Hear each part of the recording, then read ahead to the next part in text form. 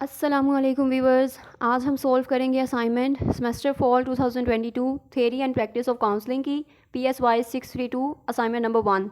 Due date इसकी 30 नवंबर 2022 है, marks 20 हैं और ये लेक्चर नंबर 7 से ली गई है, जो कि है ethical and legal issues in counselling. के काउंसलिंग में लीगल इश्यूज़ कौन से हैं, एथिकल इश्यूज़ कौन से हैं।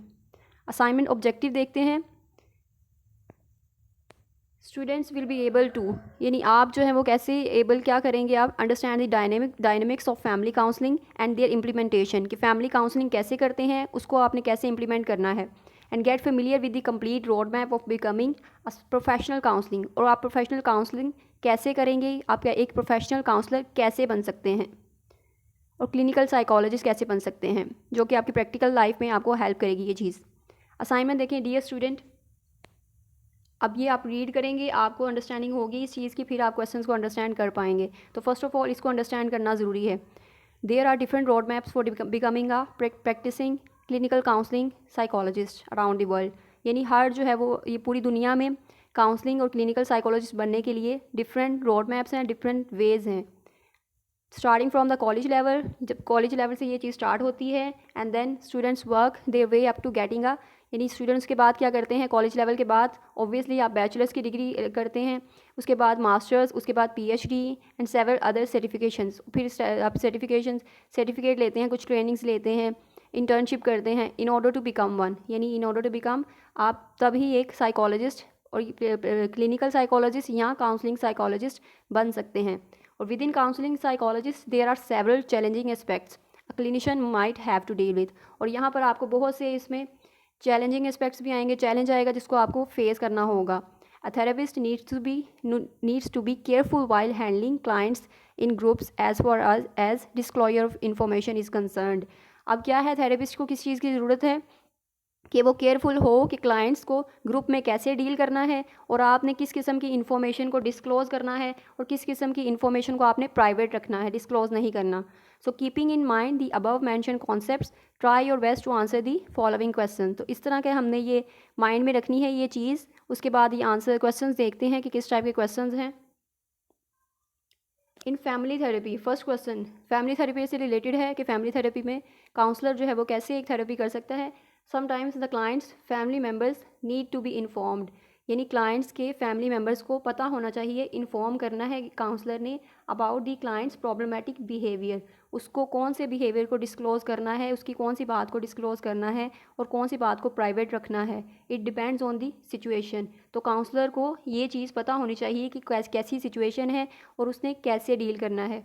Explain any two real life client scenarios in which this becomes necessary and why, यानी आपने यहाँ पर 2 एग्जांपल्स देनी है रियल लाइफ में से क्लाइंट के सिनेरियो की, इन विच इट बिकम्स नेसेसरी, यानी कि ये ज़रूरी हो जाए जिसमें कि आपने इन्फॉर्म करना है फैमिली मेम्बर को, क्योंकि इसके कुछ बैड कॉन्सिक्वेंसेस होंगे।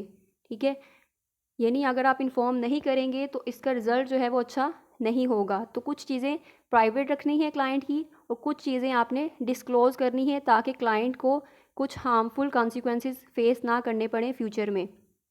अब ये ऐसी कौन सी एग्जांपल्स हैं, जैसे कि एक स्टूडेंट है, उसकी कंपनी अच्छी नहीं है, आप एज अ काउंसलर आप काउंसलिंग कर रहे हैं स्टूडेंट की, और आपको पता चली है ये बात कि उसकी कंपनी जो है वो बहुत बुरी है और उसके कॉन्सिक्वेंसेस अच्छे नहीं होंगे फ्यूचर में। सो आप ये बात उसके पेरेंट्स को इन्फॉर्म करते हैं, पेरेंट्स को बताते हैं कि आपके चाइल्ड की कंपनी जो है वो अच्छी नहीं है। तो आप काउंसलिंग करते हैं पेरेंट्स की भी, उन्हें बताते हैं कि आपने इस मैटर को किस तरह डील करना है, और ये मैटर जो है वो पेरेंट्स जो है वो इस तरह डील करें ताकि उसको स्टूडेंट जो आपका क्लाइंट है उसको फील ना हो कि आपने उसकी कंप्लेन की है या फिर आपने उसका जो है वो डिस्ट्रस्ट किया है। तो ये चीज़ होनी चाहिए, यानी आपने उससे इस उसकी ये बात डिस्क्लोज़ की है कि उसकी कंपनी अच्छी नहीं है, तो उसे अपनी कंपनी चेंज करने की ज़रूरत है, जिसमें उसके पेरेंट्स उसको हेल्प आउट करेंगे और उसको डील करेंगे अच्छे तरीके से। या फिर वो स्टूडेंट जो है वो ड्रग्स में इन्वॉल्व है किसी टाइप के, तो वो आप ये बात ज़रूरी जो है वो अपने उसके पेरेंट्स को बताएंगे कि आपके जो है वो चाइल्ड ड्रग्स में इन्वॉल्व है, तो आपने उसको उनको कैसे डील करना है।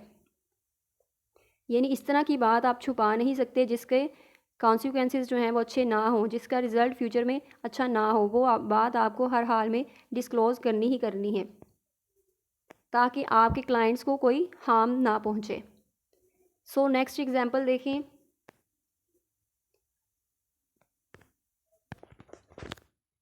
Second example is if someone is having depression, तो आपको फैमिली मेम्बर्स को भी इन्फॉर्म करनी चाहिए ये बात, ताकि वो जो डिप्रेशन का जो क्लाइंट है आपके पास, उसके लिए अच्छा इन्वायरमेंट क्रिएट हो सके, फैमिली मेम्बर्स हेल्प आउट करें उसे इस चीज़ से निकलने में।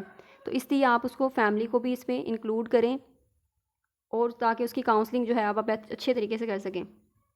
ये टू एग्जांपल्स होंगी, 5 मार्क्स ईच एग्जांपल। इनको आपने अच्छी तरह एक्सप्लेन करना है अपनी वर्डिंग में। Next question, in Pakistan what is the procedure to become a practicing clinical counselling psychologist?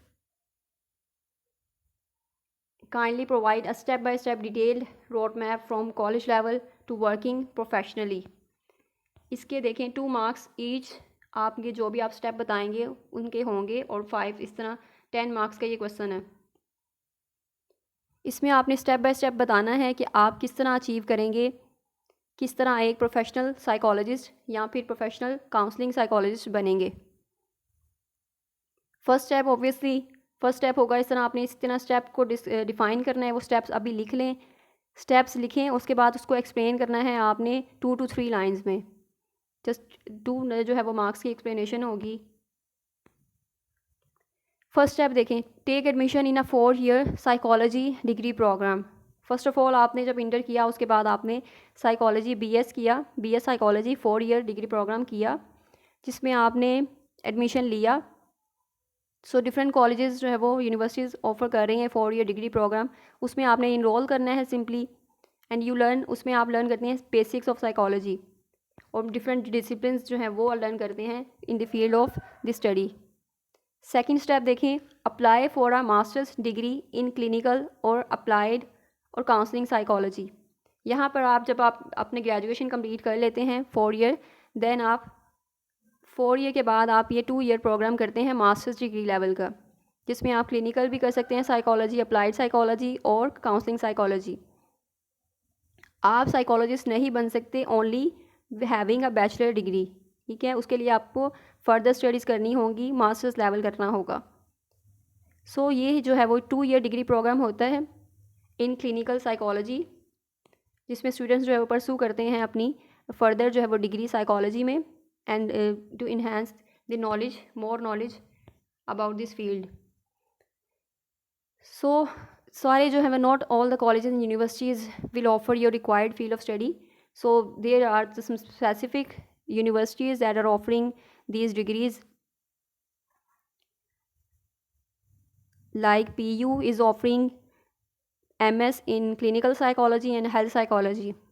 Now number 3 or step 3, choosing your field of specialization as a psychologist. अब आपने अपनी field of specialization choose करनी है as a psychologist, यानी आप किस में specialisation करना चाह रहे हैं, उसमें आपने एमफिल करना है। It is equivalent to MPhil degree. So आपने अपनी particular field of study choose की, आप हेल्थ साइकोलॉजी में फ़र्दर करना चाह रहे हैं, आप क्लिनिकल साइकोलॉजिस्ट बनना चाह रहे हैं, या आप काउंसलिंग साइकोलॉजिस्ट बनना चाह रहे हैं, तो ये आपकी फ़र्दर जो है वो स्टडीज़ हैं उसमें मास्टर्स के बाद।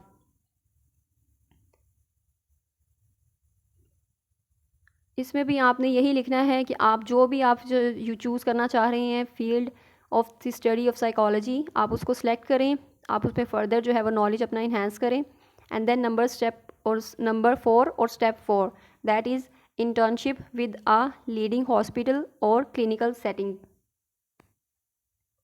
इसमें आपने इंटर्नशिप करनी है इन योर रेलिवेंट फील्ड, अपनी फील्ड में, और in your relevant according to your subject. यानी आपने क्लिनिकल साइकोलॉजिस्ट पढ़ रहे हैं तो आपने जो भी डिसऑर्डर्स उसमें होते हैं उनके रिलेटेड ही आपने इंटर्नशिप करनी है, हॉस्पिटल में ट्रीटमेंट देना है, जो भी वहाँ पे क्लाइंट्स होंगे आपके, डिप्रेशन, एंग्जाइटी, पर्सनैलिटी डिसऑर्डर्स, तो ये सारे जो है वो आपने अकॉर्डिंग टू योर फील्ड आपने इसको देखना है, इंटर्नशिप करनी है उसी के अकॉर्डिंग। सो आपने करियर साइकोलॉजिस्ट बनना है तो उसके लिए आपको ये इंटर्नशिप करना ज़रूरी है। If you want to go in the educational setting, so आपके लिए फिर ये इंटर्नशिप इतनी ज़रूरी नहीं है। तो आप एजुकेशनल फील्ड जो है वो उसको ज्वाइन कर सकते हैं मास्टर्स के बाद, और एमफिल भी परसू करके कर सकते हैं। लेकिन जब आप इसको एज अ करियर जो है वो बढ़ाना चाह रहे हैं इसको, तो आप अपनी स्टडी को, तो आप इंटर्नशिप करें इसमें। इंटर्नशिप के लिए कोई हॉस्पिटल और क्लिनिकल सेटिंग आपको ज्वाइन करना पड़ेगी, that is necessary. And then step 5, take your licence as a psychologist. उसके बाद आपको एक लाइसेंस चाहिए होगा to certify your self as a clinical psychologist, as a counselling psychologist in Pakistan. So आपको लाइसेंस की ज़रूरत नहीं है एजुकेशन फील्ड में, अगेन काउंसलिंग लेवल पे, और अगर आप क्लिनिक अपना ओपन करना चाह रहे हैं तो फिर आपको लाइसेंस की ज़रूरत पड़ेगी। और फिर आपको जो है वो it is highly recommended that you do a certification in counselling, कि आप उसमें सर्टिफिकेशन भी करें। इस तरह आपने थोड़ी डिटेल हर जो है वो पॉइंट में बता देनी है, उसको एक्सप्लेन करना है हर स्टेप को। 5 स्टेप हैं इसके, और 2 मार्क्स ईच स्टेप के हैं, तो टोटल मार्क्स इसके क्वेश्चन के 10 हैं। यानी आपने उसको अपनी वर्डिंग में अच्छे तरीके से 2 to 3 लाइन्स में इस तरह एक्सप्लेन कर देना है हर स्टेप को। तो ये हमारे 5 स्टेप कवर हो गए कि आप पाकिस्तान में कैसे क्लिनिकल या काउंसलिंग साइकोलॉजिस्ट बन सकते हैं। आई होप आपको ये दोनों क्वेश्चन जो है वो क्लियर हो चुके होंगे। अगर कुछ भी इसमें कन्फ्यूजन है तो काइंडली आप कमेंट सेक्शन में पूछ लीजिए। And thank you, and for my motivation, kindly share this with other students, and do subscribe, and thank you so much.